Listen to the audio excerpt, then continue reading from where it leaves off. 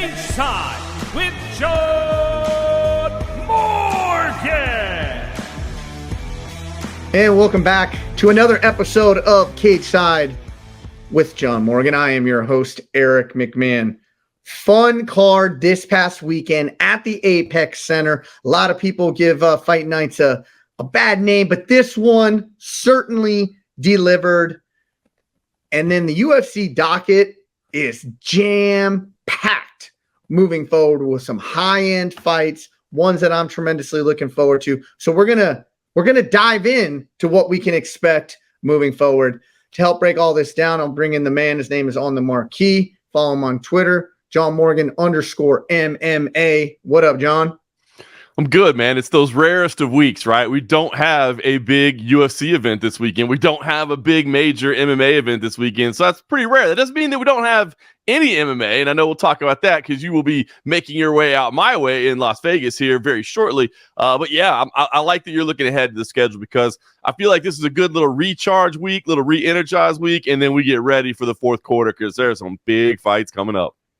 Before we talk about those big fights coming up, I want to go back to this past weekend at the Apex Center, UFC Fight Night, Cannonier versus Borralho, and there was no fanfare for this card, and typically there's really not on these Fight Night cards, especially in the Apex, because they're really just made for TV, and a lot of them haven't delivered in the past. This card delivered. Yeah, man, this was a great fight night. It was a busy weekend for me. I was out in Washington, D.C. for PFL, and then I was making my way back on Saturday. So anyway, some scheduling complications and such. I didn't get to make it back to the Apex, but I got to watch all this card. And I walked away with exactly that same thought process you did, right? Like going in, I didn't have a little chance to really break down the whole card because I was in Washington, D.C. for the PFL. We had that whole Francis Ngannou and Renan Ferreira press conference, all that stuff. So I was really focused on that. So it was kind of funny. Like I kind of showed up for the Saturday night just going like, all right, let's take a look at this lineup because I hadn't really been a chance to break it down. But by the end of it, I walked away with that same feeling.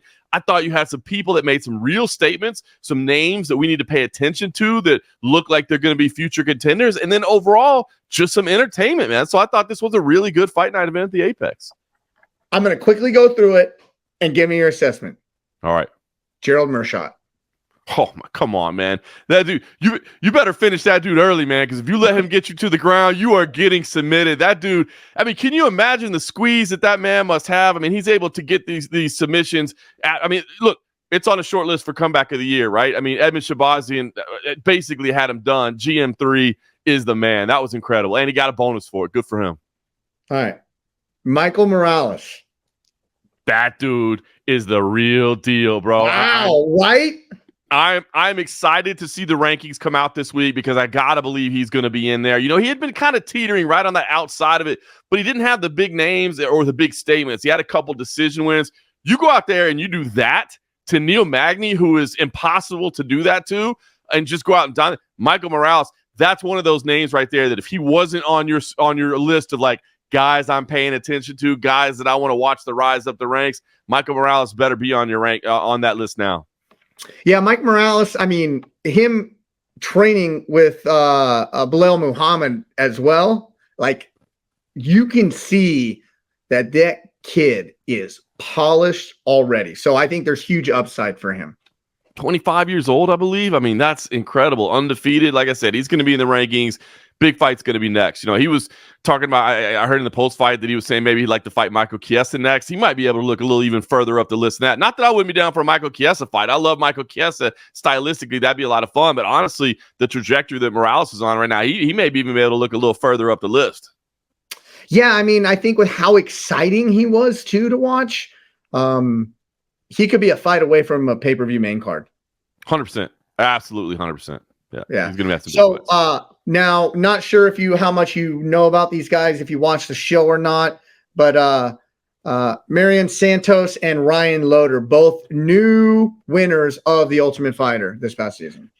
Listen, sir, I am one of those sickos that still continues to watch The Ultimate Fighter. I understand a lot of people don't, and I will not discredit you if you haven't, especially if you've been around since the beginning. I get it. It does serve a purpose, but if you're a hardcore old schooler, maybe you don't have enough time really to just sit around and watch it. But hey, MMA is my life, so I have the time to sit around and watch it. So I do still watch it. I'm excited for it. I will say I was a little sad for Khan Offaly, who lost, because I had called some of his fights before and on the regional level over in Europe, and so I kind of knew, anytime you see those guys on the regional level, you're kind of cheering for them a little bit because they're chasing their dream and they're right here. But my gosh, Myron Santos, what a knockout that was! I mean, incredible, and he's got a great backstory as well. I mean, young guy coming from Brazil, battling through everything that they do. So excited for him.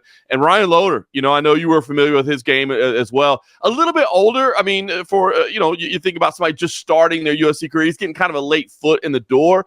But the benefit of that is you have a well-rounded skill set, and you can see it. So, I don't think he's going to want to be one of those guys that's around for 10 years in the UFC, but he can go and try to make some noise, put some money in the bank, and have a little run. But I thought two very, very worthy Ultimate Fighter winners, two very skilled athletes.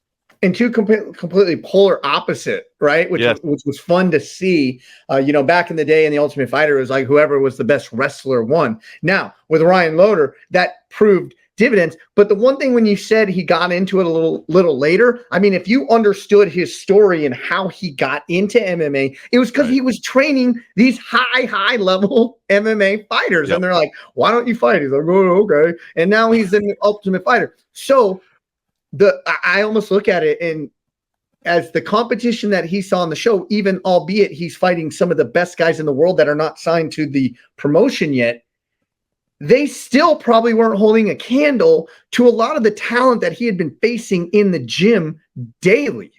Yeah, no, that's a great point, right? And when I say he got a late start, I just mean to his UFC run, but you're 100% right, because normally you look at a guy with that record and you may say, oh, he's still really rounding out the skill set. Like, no, he was spending years rounding out the skill set, because even if you're help teaching and coaching, you're getting better as well. Not only are you out there getting the repetitions on the mat, but you're also having to think through things. And we hear that so many times, right? When guys start teaching, they realize their game steps up to a different level, because then at that point, you're having to really break down every move. It's not like, you just go in there and you're like, oh, that's just what I do. I just shoot. And no, I got to explain it to somebody. Why do I go to this side? Why do I shift my weight here? Why do I put my base here? And when you have to really explain that to somebody, it helps elevate your own game a little bit level, because you're breaking down every little technique. So yeah, I think, look, it's not going to be a long run for Ryan Loder, I don't think, but I think he's going to be impactful in the short period that he is in the UFC. And if you want to watch high-level grappling, go back and watch that fight. You're going to see some high-level grappling out of him. Even he was caught into this where he could have been in submission, and he just walked his feet in a single direction. I'm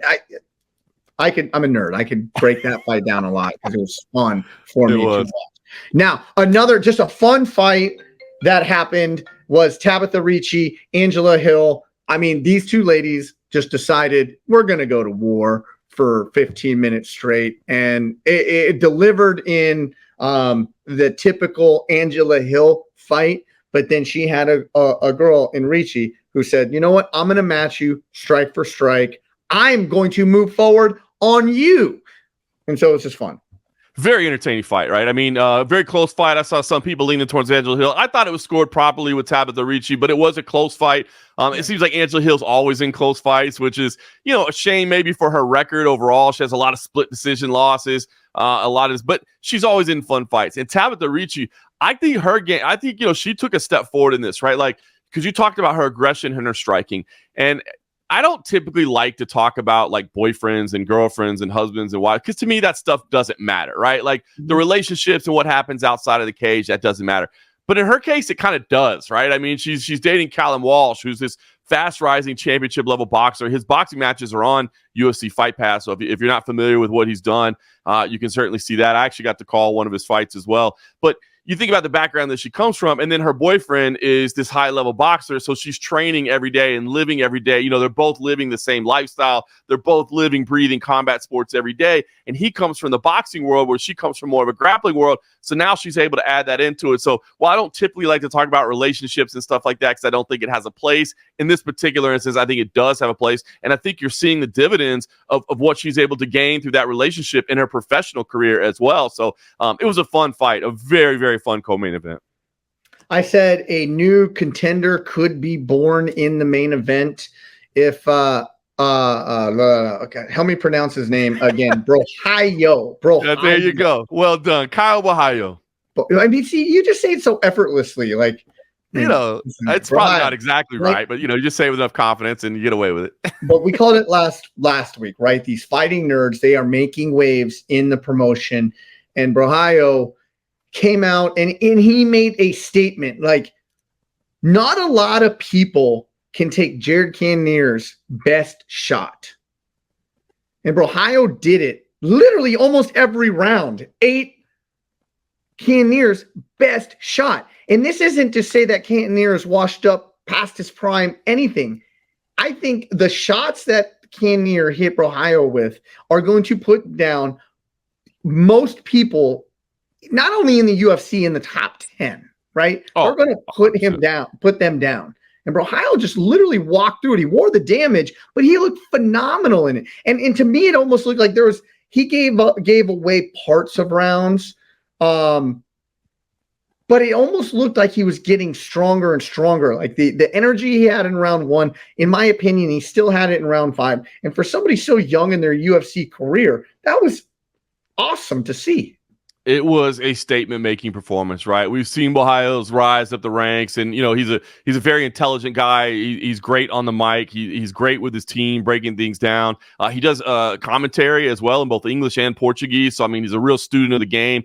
But this was a statement-making performance, and I think you're right, because I think the easy narrative would be like, well, yeah, but Jared Cannonier's 40 years old, so I mean, all he did was really just be kind of a washed-up. No. Jared Cannonier is not a normal 40 years old by any stretch of the imagination. That dude is still absolutely capable of performing at the highest level. And as you said, Kyle was strong. Like, I mean, that could have been a finish, right? Like, had that fight been waved off, I don't think anybody's complaining. It was right on the borderline of being a finish. It goes all the way. But this was a great fight, man. It was a great performance. And now you look forward for Kyle, and you got to say, you're putting him up against those absolute top contenders. And I love, like, he's coming out saying, gosh darn, give me Dricus du Plessis. Now, I don't think he's getting that right away, but I love the fact that that's where his head's at, that, hey, man, I'm going after the absolute best. I'm ready. I mean, this was a statement-making win, showed his skills. And you know what? I love the fact, too, I think it kind of even makes it better that, like, Jared Cannonier won round 2, right? Because it wasn't like, hey, man, well, Jared just had a bad night and he walked. No, he had a good night, and there were some ebbs and flows to this fight. But as you said, Kyle, man, just kept pushing all the way till the end, and kind of it seemed like his game was getting even better. So, man, I already liked the guy to begin with as a prospect, but after that performance, and again, I love him on the mic, and I love the team and the thing that they've got going. And man, this is a guy whose name better be on your radar, because he's going to be in some real big fights coming up soon. Help me understand this, though, right? So it may have been Bisping who said it, like, oh, he's going to be in the top 5 now. I hear that a lot out of these commentators. A 10 beats a 5, so now he's a 5. It doesn't work that way, does it?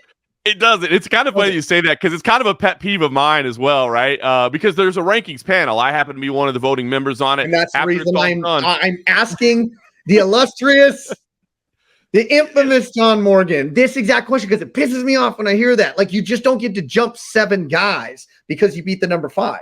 It is. It's the voting panel has to go in there and decide where you're going to be at. Now, ultimately, I think I turned in mine. I have to pull it up exactly. I think I ended up putting him at number 6, because he does make a pretty big move up there. But you're right. It is kind of funny when somebody gets a win, and they'll be like, "Oh, you're going to have a number next to your name, maybe," or You're going to be number 5 on Monday, like. Maybe, but not yet. The voting panel has to turn in their votes. Actually, the voting period is, as we're recording this, is just about to end up. The company that oversees it will tally up all the votes. It's all a blind vote, and then they'll put out the update, and we'll see that late tonight. So if you want to follow me on Twitter, I'm always the first one to break those rankings for you, but just as they publish, and we're ready to talk about them. So we'll see. But I think he will take a big move up, and there will be some big fights for him. On your list, he jumped 6 spots. I think so, but just because you look at it. I'm not disagreeing with it, because I was singing this guy's praises before this fight, right? You know what? I take that back. I did put him at 5, so I did. So he may get number 5, because I thought the same thing. Look, I thought the same thing. The one that's going to stand out is where Brendan Allen falls. He could have an argument, but for me, it's Dricus du Plessis as the champ. Obvious, that one is set. Then for me, it goes Sean Strickland, Israel Adesanya, Robert Whittaker, Nasruddin Imavov, and Caio Borralho at number 5, Cannonier at 6, Vettori at 7, Allen at 8. So I think that 5 through 8 can all switch around a little bit. But you have, Borralho has the win over Cannonier. Cannonier has the win over Vettori. Brendan Allen's the one that's kind of missed out. I'm actually going to try to talk to him this week for Grind City Media and see what he thinks, because he's missed out on a couple big opportunities, but he's got the fight coming up with Imavov next month in France, which will be his big opportunity to jump up. So that middleweight division is getting a little fresh coat of paint, right? As those new names. And we haven't talked, and the boogeyman isn't even in the rankings. Yeah, Hamzat Chimaev that could easily get there. I mean, there's some things that can be done.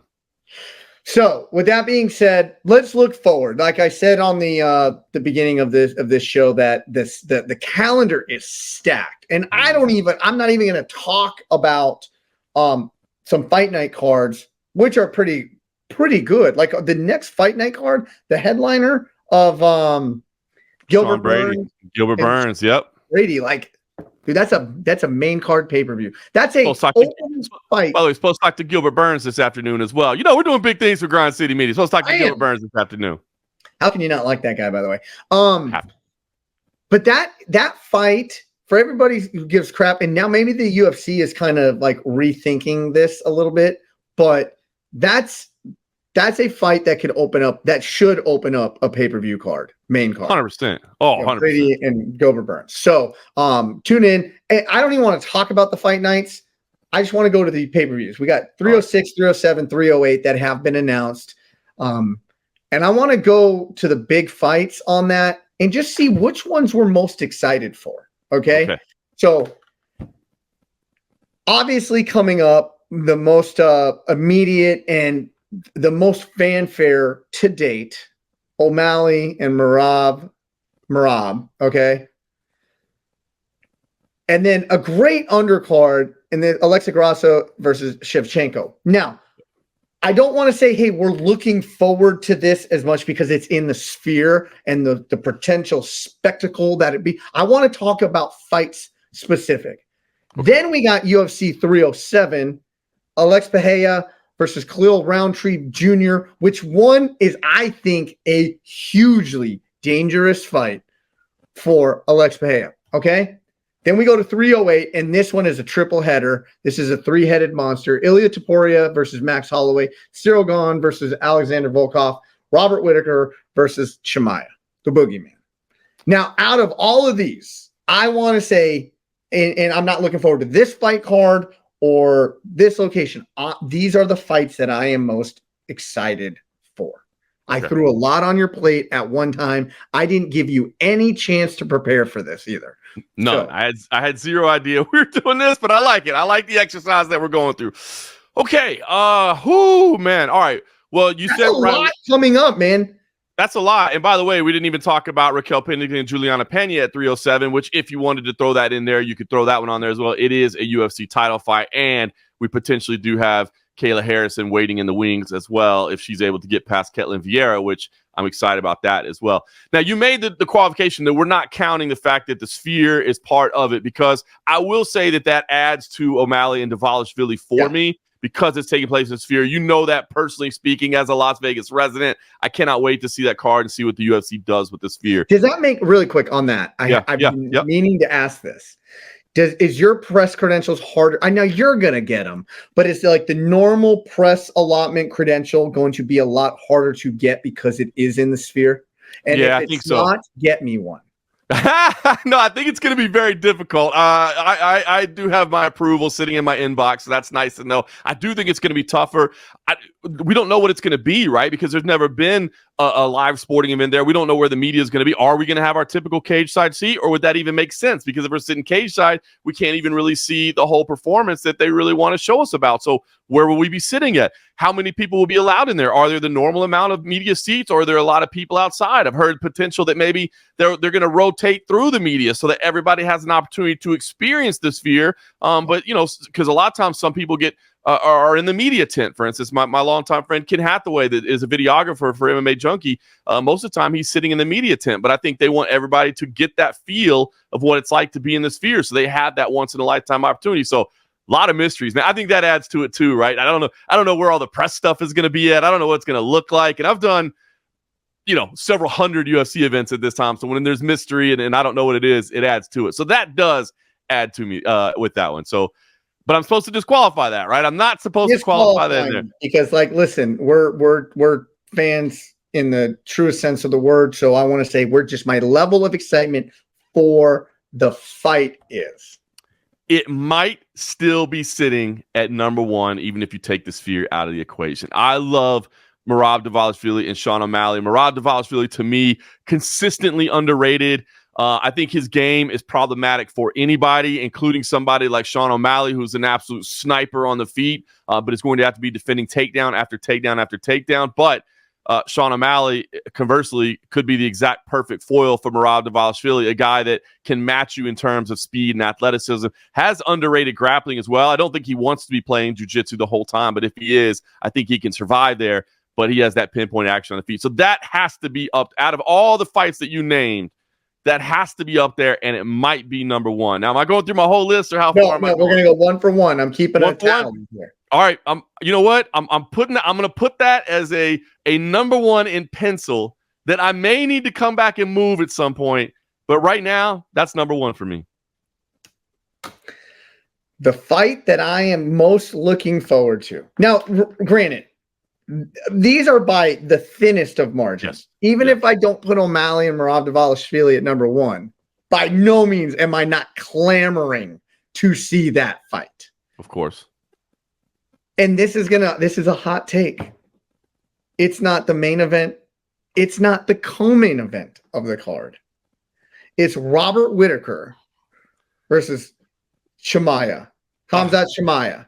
I cannot wait to see that fight. And maybe because it's been teased in the past, it almost happened. I have thoughts of what could happen, what probably will happen, what could potentially happen in that fight. The ripple effect that this would have. Is Chimaev really the boogeyman?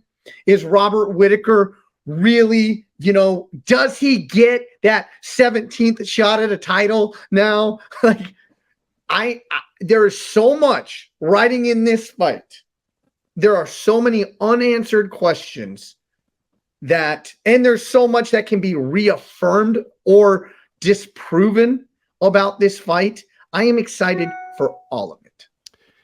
So, all right, let me tip my hand a little bit and say that one of the reasons I was holding a spot that I might have to slide my number one down was for Robert Whittaker and Khamzat Chimaev, because I am as equally, for the reasons that you say, excited about that. But in the same way that we had to qualify that the Sphere does not get to factor into our excitement level for O'Malley and Dvalishvili, let me ask you, does it factor in that Whittaker and Chimaev is still 2 months away, my friend? And Khamzat Chimaev has had some problems getting to fight day. Now, I'm going to knock on wood as I say that. I'm knocking on wood right now. Okay.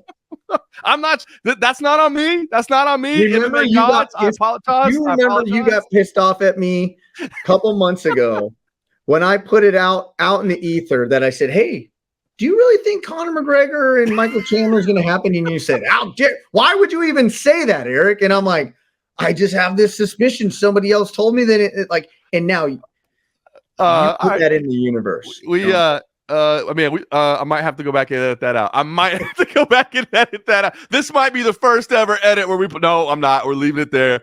But yes, that would be my only caveat as to why I don't want to get too excited yet. I don't want to put it in that number one position because I'm a little scared. But if it does happen, my God, the stylistic matchup, my God, the implications, what it means to the division, what it means to the careers of both men, right? Because, this is one of those ones that happens on so many levels. Like we don't, they'll probably be, Robert Whittaker's not going to trash talk. There won't be like trash talk going into this. Now, Khamzat will get in his face and there'll be some nice stare downs and all that. But really, not only is this the rankings that we talked about, but man, this is Robert Whittaker, who is future Hall of Famer, who is much beloved by everybody in the sport. If you don't like Robert Whittaker, something's wrong with you, not Robert Whittaker. You're an asshole. You're exactly 100%. Vince, so you got that guy. How much longer can he stick around at the elite level? Because it's hard to be at the top for as long as he has. But then you have Khamzat Chimaev, who you said it's all this unrecognized potential, right? As you said, is he really the boogeyman? When he came in, we're ready to hand this guy a belt, right? They're already carving up. They're putting some jewels on a little thing for him and just getting it all ready. And where does he stand now after all this time away and these injuries and these health concerns and everything else? So it's a massive, massive fight. So safe to say that I can now, with the disclaimer that you can still move him, that's going to be number two for you. That's number two for me. Now how many? We're looking at 5 total fights, right?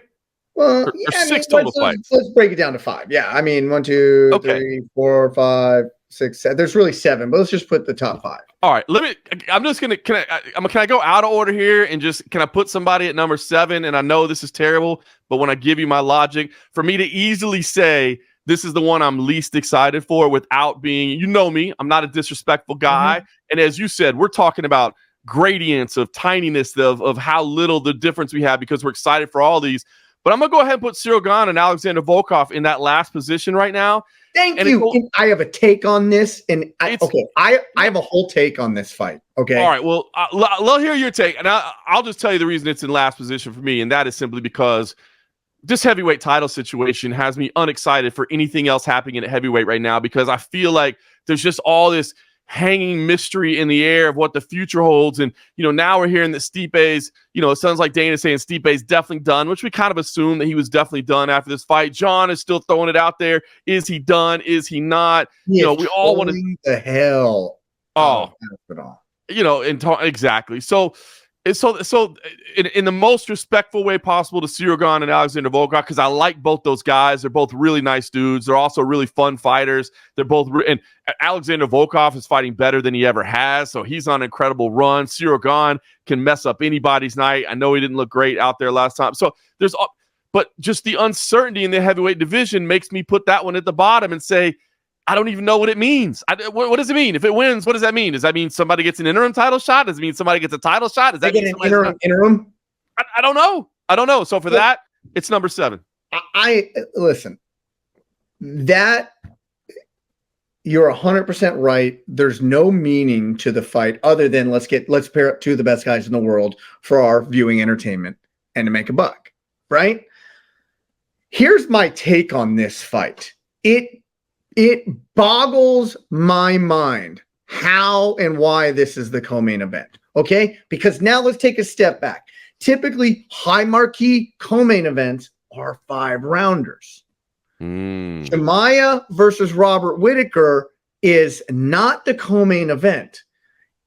Can they justify making that a 5-round? If I was Robert Whittaker, I would demand it has to be a 5-rounder. I haven't seen anything. Now, if this was the co-main event, I'd be like, it's not even up for debate. It's going to be a 5-rounder. But it's not the co-main event.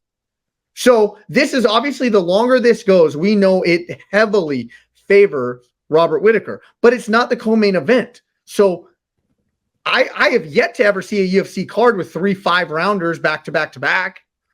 That's tough, man, because that gets into just the timing. It's why you don't see 3 title fights a lot, right? Because you start to get into the timing and how do you it's tough. So I don't think you see it. You understand my perplexity at this?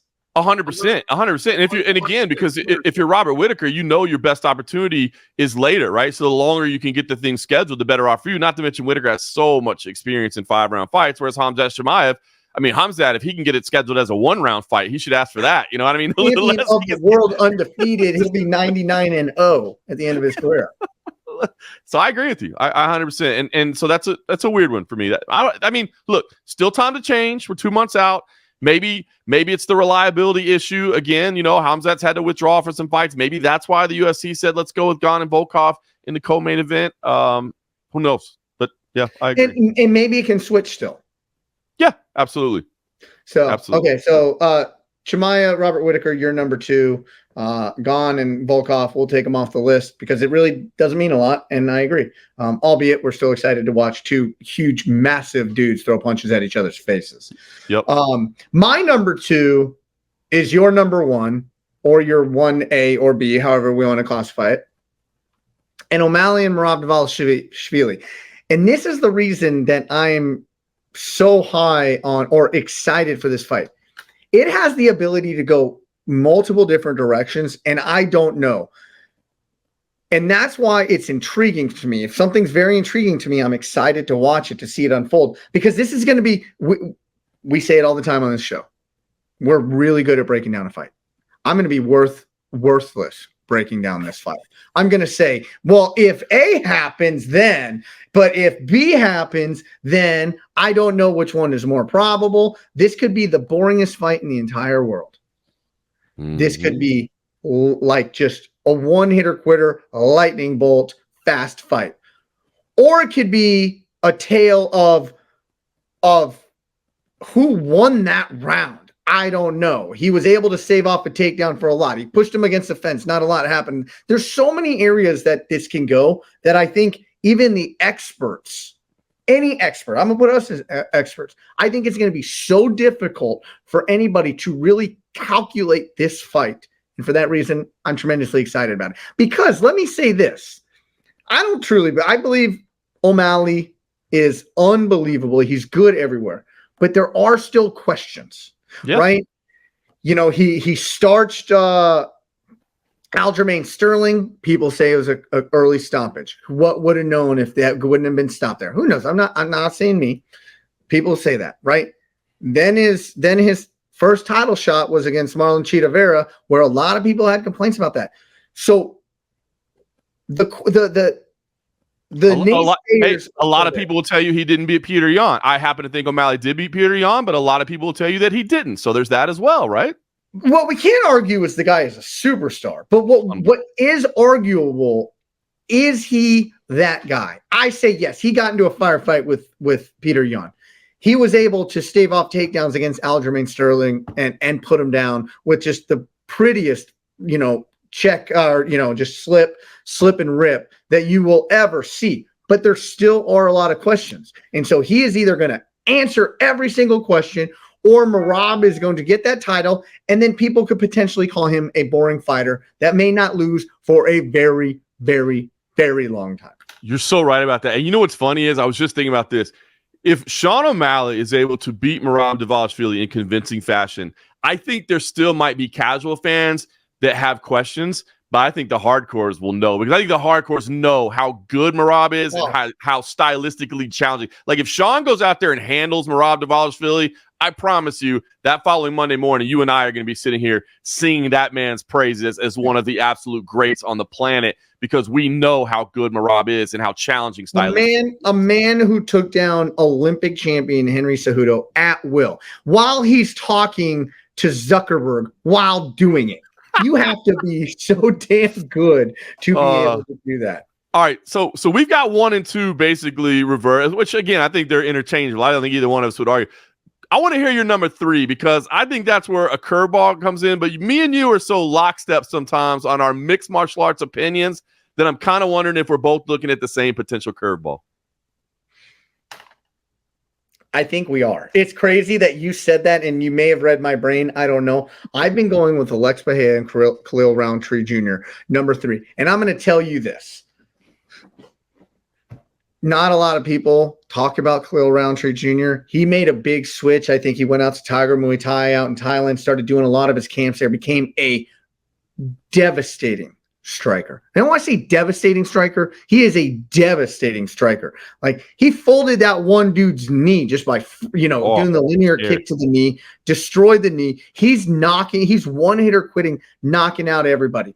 If there's somebody that has the ability, that is a massively big frame, that can stand toe to toe. And I think with his Muay Thai style, that he has the ability to, check the leg kicks. He has the ability to, and the big size in the frame to maybe withstand the punches, but yet he is powerful enough to put down any human with the skill set behind it. That is a tremendously exciting fight, and I don't think people put the respect on Khalil Rountree Jr. as they really should. I agree with you, and it's the same. I'm sitting there at number 3. I think I was one of the few people that they announced that fight. I got excited. It's actually funny. The weekend after they announced that, I was in Atlantic City actually for a CFFC event on the card. I actually ran into Khalil Rountree at the airport when I landed back in Vegas. He was on his way out to New York to do an appearance at for Fanatics, the big festival that they had out there in New York, and I ran into him, and I was like, bro, I'm so happy for you, man. And I told him to his face. And what do I always tell people? If you're going to say something, make sure that you're willing to say it to somebody's face. And I told him this. And I've seen Khalil Rountree since he was an amateur. I got to call some of his fights here in Tough Enough in Las Vegas. And so I've seen what this man is capable of. I watched his rise. And I told him, I said, look, I get it. If critics want to say that Magomed Ankalaev should have been first and we're going strictly off rankings, you're right. He should have been first. But when they announced this fight, I got excited for it because of the things that you said, right? This one, does it adhere exactly to the ranking structure? No, but we know we don't always adhere exactly to the ranking structure. It's not always the number one contender that gets the next challenge. And this man has the ability to go in there and throw down with Alex Pereira. He's dangerous. And it's like, he gets this anger inside of him, right? And it's not even that he's angry at the opponent. It's not even that somebody said so. It's just like he goes in there and he turns into this killer machine, man. He's just so vicious and savage, but then he's nice, right? Like he'll hold up on that shot, right? He doesn't deliver the coffin nail when he knows he doesn't need to because he's not trying to do any extra damage than what's necessary. He's also not trying to throw any more strikes than he has to. He's just trying to show the one shot, one kill. And I mean, with Alex Pereira, my goodness, look, Alex Pereira could lose to Magomed Ankalaev. Magomed Ankalaev could go out there and out wrestle him and out grapple him. And you and I are fans. The excitement isn't there. Exactly. You and I, bro, we love grappling, bro. We love breaking down scrambling sequences. But there are certain fighters, like, when Tai Tuivasa goes in there, we don't want to see Tai Tuivasa grappling against nobody. Yeah. I don't want to see Alex Pereira grappling against nobody. For that exact reason, we crystal balled this for the UFC. We said that's not a fight that you could headline a pay-per-view on. It's just not. It's just not. And you can't not have Alex Pereira headline a pay-per-view. This is a headliner. You're getting fireworks. You're getting sparks. Just wait until the machine starts playing Rountree Jr.'s knockout clips. Wait until the machine just starts rolling those out. And then you know what? I mean, who knows what I wonder if even odds are out yet. Let me look at the UFC's website really quick. By the way, 3 performance bonuses in his last 4 fights for Khalil Rountree. Have you seen the odds on this yet? Oh, I just pulled him. Oh my goodness. Wow. Bro. I mean, you talk about a place to sprinkle a little money on an underdog. I'm seeing Khalil Rountree at plus 350. That's what I just saw it at 350. Wow. I mean, listen. That's because the machine hasn't done its work yet. I think that thing is going to tighten up a little bit. I think there's a lot of people that don't know who Khalil Rountree Jr. is yet. And listen, that's not to take away anything from Alex Pereira. Alex Pereira is a phenomenal fighter. He's proven himself as a great. The things that he's accomplishing are incredible. But if I want a guy to beat Alex Pereira, I want one of two things. Either one, I want a guy that can just hold him down for 5 rounds, which somebody could do. Nobody would want to see that. Or I want somebody that has one-hitter-quitter power. And Khalil Rountree has one-hitter-quitter power. He could catch and is not going to be intimidated to stand in the pocket and throw down. So that's what he does. I'm not saying, take the mortgage payment out and go put it down at plus 350. But if you want to have, put a couple little bucks on, a little sprinkle on something to have a little fun, plus 350 is nice. Yeah.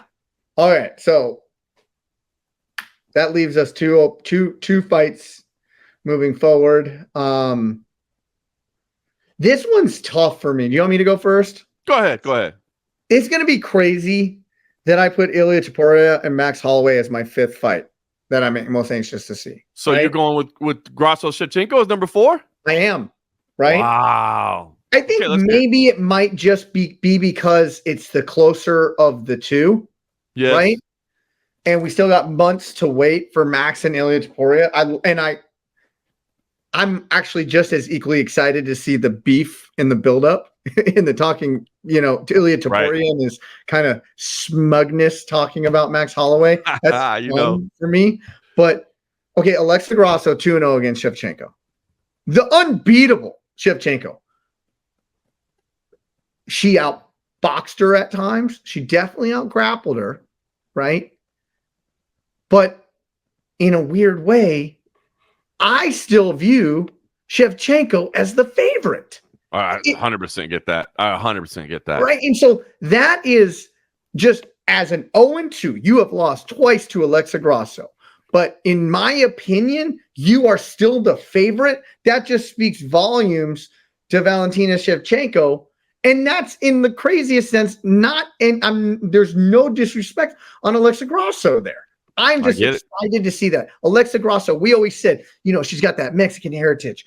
The boxing is crisp, this, that, and the other. But she won in both areas. Yeah. But I still think Shevchenko's the favorite. I don't know. I'm crazy.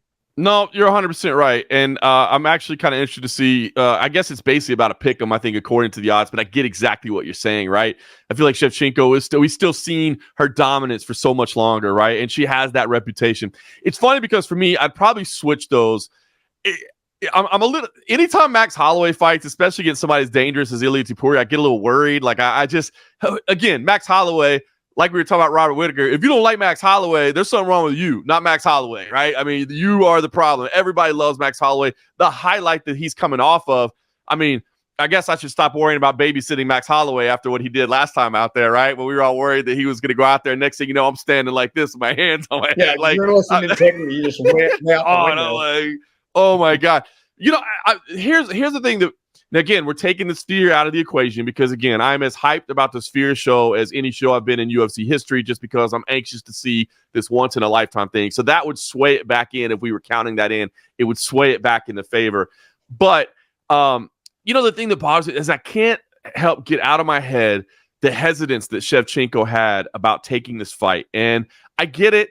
Maybe it was just some psychological warfare. I understand her thing. You know, if you go back to it, she said, listen, I don't want to fight Alexa Grasso on Noche UFC again because I felt like she got a bit of a home crowd advantage, a home field advantage, which we hear that. Like, and look, I think there are sometimes concerns about that. If you have a very pro-fighter crowd in one way or the other, I don't know how the judges don't let it influence them a little bit, even, you know, just subconsciously, right? Because everything fighter A does gets cheered loudly and roars and et cetera. And then fighter B comes. That was my Alexander the Great and Islam fight. I think right. The crowd influenced the judges. It can. I mean, I know they're not supposed to, but I just don't know how you don't, that volume, that energy, you don't feel like, oh, the offense is here. And then when the counter, nothing happens, the crowd doesn't pop, it doesn't register with you as much. So I get it. But for some reason, that just stuck with me of like, because I think of Valentina Shevchenko as this warrior, this machine, this like, man, I loved her on The Ultimate Fighter. She got a lot of flack for it, but early on, like the early practice sessions, and she's like, no water for anybody. We don't get water during practice. You don't get breaks. We get it afterwards. All about mental stuff, right? Just toughness.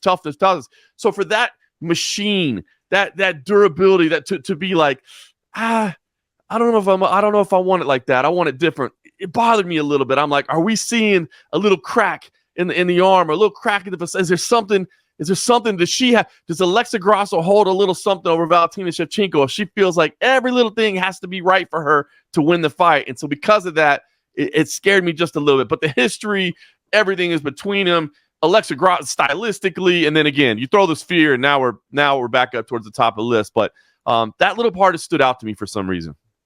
Okay, so now go back and refresh my memory because I remember that Grasso Shevchenko. I said she was 2-0. It was actually 1-0. 1-0-1. But she retained, right? You know what I mean? The Chris Bell 10-8 round 1 year ago, right around now. Yes. I'm trying to remember who the 10-8 was for. In what way did it cause the split draw? Do you recall? I don't recall the exact cause. Let's see if I can. I don't recall. Let me pull it up now. Because did that make it a split draw in favor of Grasso, or did it make it a split draw in favor of Shevchenko? Because it definitely influenced the draw. See, now you test my memory, which is never a good thing. Yeah, I've been hitting the head too many times. All right, here we go. So it was the final scores were. I'll zoom in, I'll lose it. All right. Mike Bell had the 47 across the board because he had it 10-8 Alexa Grasso in round 5. Sal D'Amato had it 48-47 Shevchenko, and Junichiro Kamijo had it 48-47 Alexa Grasso. Basically, it came down to Kamijo having the swing round towards Grasso in round 4, whereas D'Amato and Bell had round 4 towards Shevchenko, but Bell comes back with the 10-8. So the 10-8 caused Grasso to retain the title. That's right. If it's a 10-9, so really we could be looking at this because everybody agrees, and not everybody, like, you know, Mike Bell didn't agree, but most people say that probably shouldn't have been a 10-8. Should have been a 10-9. Right. So if it was a 10-9, right? She loses. Then Shevchenko is the reigning champ, and it's 1-1. That's right. So it was all three judges had 1, 2, and 3 exactly the same. All three judges had round 5 for Alexa Grasso, but it was the Mike Bell 10-8 that allows her to retain via split. Otherwise, Shevchechenko walks away with it. It's 1-1, and we have a trilogy this way. All right, now you just got me excited. Now you just got me excited again. Now going back to the scorecards got me excited again. It's just, I don't know. Like I said, that little thing just kind of stuck with me. But now they're going through the scorecards again. I'm putting myself back into that chair from a year ago, and I'm remembering like all of us sitting there waiting to read it out. We were just like, what? Like, it was pretty exciting. They are well matched, and they just spend each time with each other on The Ultimate Fighter, and it's gonna be fun. It's gonna be fun. All right, so. And your reason for the Max Holloway at 4, is it nuts that even that Max Holloway fight all the way down is so it's so down the card? But I think if that fight was where 306, it was at 306, we'd probably be saying that's the fight, right? I think you're right. I think. Well, listen, I do think proximity has a lot to do with it. We know, like, look, when that fight week comes up, we're going to be excited about Max Holloway. We all have to be excited about Ilia Topuria.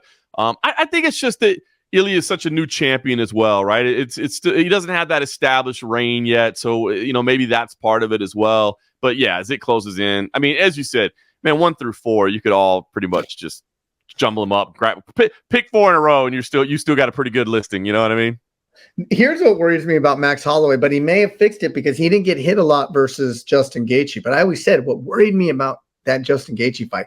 And like, listen, I was dead wrong. I had to come on the next week's episode and said, I apologize, Max Holloway, because I historically always said Justin Gaethje changes people's careers. And Max Holloway has historically been not easy to touch, but you've been able to touch him because he's willing to stand in there with you. Right. Yes. And I said, like, that's a recipe for disaster with Justin Gaethje.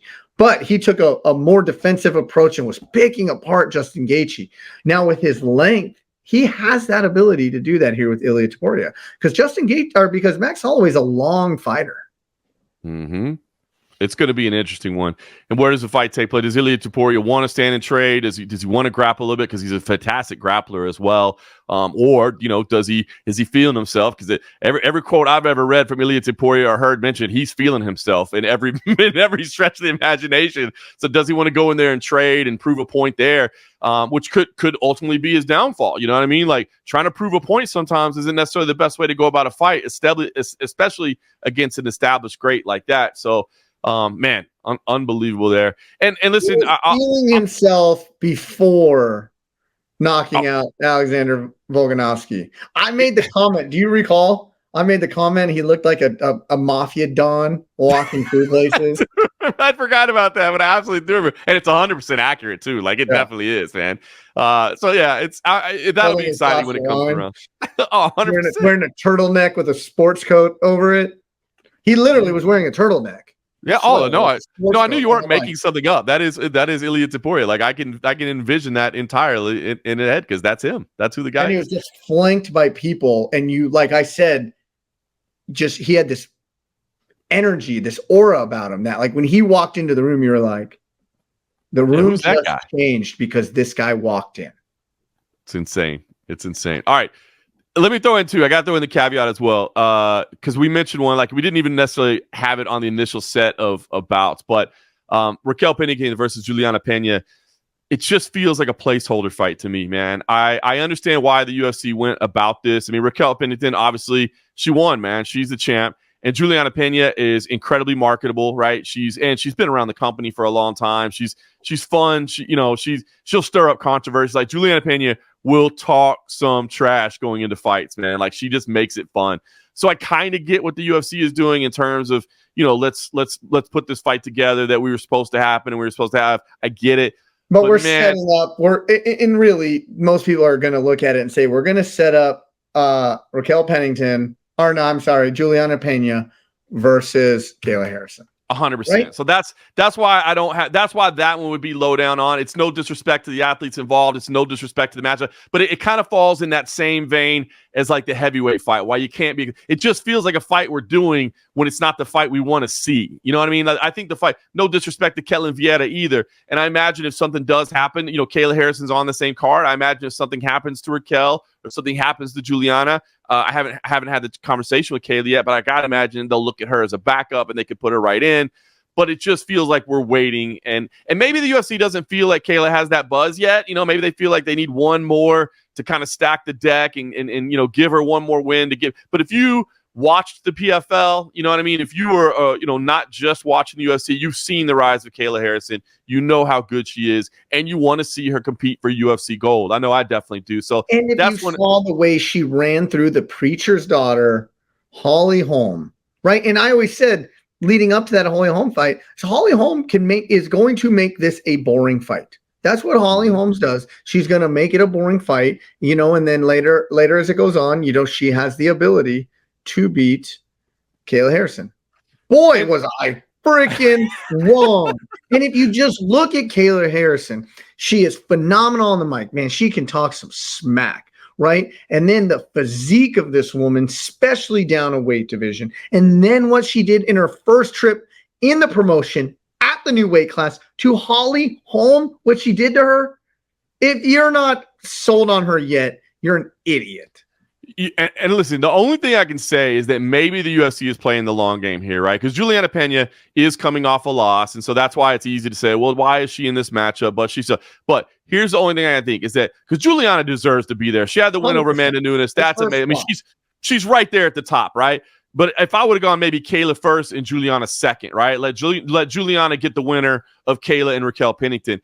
The only thing I could think is maybe the UFC is trying to clear the runway and say, let's give Julianna her crack now. Win or lose, she's either the champion or she's out of the picture. If Kayla beats Ketlen Vieira, then Kayla fights for the title, whether it be against Julianna or Raquel, whoever wins that fight. And then if Kayla is able to win that fight as well, and Amanda Nunes is sitting in front of her TV again with her Twitter app open, posting another picture that the GOAT and the former training partner and the former teammate is ready to come back and challenge for the air, you know, then at that point, there's no discussion. Is it Amanda? Does Julianna feel like she's been slighted, et cetera, et cetera, et cetera? The runway is clear, and that's the fight you make. So maybe that's the thinking here.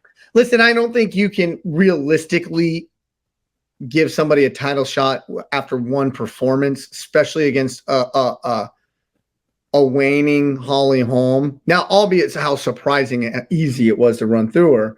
Right. You know what? Julianna Pena, that was her fight, right? It should have been her fight prior to that. Right. She should have been in that title fight that when Amanda dropped, you know, opened up the division. And really with the way that the Venezuelan vixen, the way she can talk some smack too. That they're going to build to that. And that's the reason for me. If Julianna is able to beat Raquel Pennington and Kayla is able to beat Ketlen Vieira and we are able to see Julianna versus Kayla, good Lord, the trash talk is going to be like nothing we've ever seen in the women's division before. Even more, you know, you think probably the quintessential rivalry was probably, you know, Ronda and Misha, right? But Misha was always, you know, she wasn't necessarily the big talker. She was just more just like, I'm going to go out. The fights were amazing, right? The durability that she showed, all that was amazing. I mean, this would be, I would imagine, you know, probably the most heated rivalry bout in the history of women's MMA. Yeah. Two women who love to tell everybody else how great they are and how much the other person sucks. And listen, I'm here for it. So let's recap really quick. John Morgan, out of 306, 307, 308, his number one fight he is most looking forward, with a disclaimer that he has the ability to change it when he wants. O'Malley versus Merab Dvalishvili. I'm sticking with it. Number one of Robert Whitaker versus Khamzat Chimaev in that number one spot. Hit rewind if you want to hear why. Number two for Mr. Morgan is Chimaev Whitaker. Number two for Mr. McMahon is O'Malley Merab. So we were right there with each other. Number three, we have an agreement. And I thought I was going to come in and be like, I'm going to throw everybody for a loop and put this as my number three fight. But Alex Pereira and Khalil Rountree Jr. to be agreed with by John Morgan. That's why we're right there, baby. We're big fans, buddy. That's why we're big fans. That's it. That's why we're tag team partners. Number 4, little bit difference, and I think just proximity to the close date of it. I have Alexa Grasso versus Shevchecnko. You had Ilia Topuria, Max Holloway, inverse them for 4 and 5 for each one of us. That was fun. We should do something like this more often. That was fun, especially just kind of off the cuff there. I had to figure out my list on the fly, but that was fun. I mean, the rare off week in the UFC, in major MMA, but I think we just set the table pretty nice for what's coming up over the next couple months. Before I let you go, I want to look back last weekend. You were at PFL. How big are those two gentlemen? Oh my gosh, dude! The battle of the giants. Francis Ngannou and Renan Ferreira. It's so great to see Francis back. Of course, we know the personal struggles that he's had to deal with outside of the cage as well.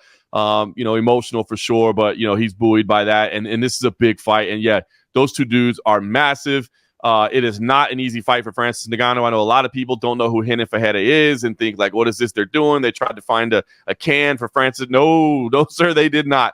The run that Renan Ferreira has been on has been amazing. The way he just dealt with Ryan Bader like it wasn't even a matchup, like it was a little brother out there. I mean, that was rough. So, I mean, I am looking forward to this fight later this year. It's going to be a big one. So it was fun to be out there. Fun to see what the PFL is doing. They're working towards their finals as well. They're growing on the global stage, man. They're doing some big things internationally, especially they're partnering with Saudi Arabia, and they're doing some big things. But, yeah, that is a big fight, man. I am looking forward to that one. You going to go to the Apex tomorrow night? I'll be there. I mean, I don't even know who's fighting. I just know who's officiating. That's the reason I'm showing up. I'm not even there to watch anything that happens between the athletes. I'm there to see the officiating that's going on. With that being said, I will be there as well. I'm going to be the official. It's going to be me and I believe the no-nonsense Keith Peterson. Okay. I was going to ask if you knew who you're working with yet. Awesome. I've never met Keith Peterson yet. This is going to be a first meeting. No.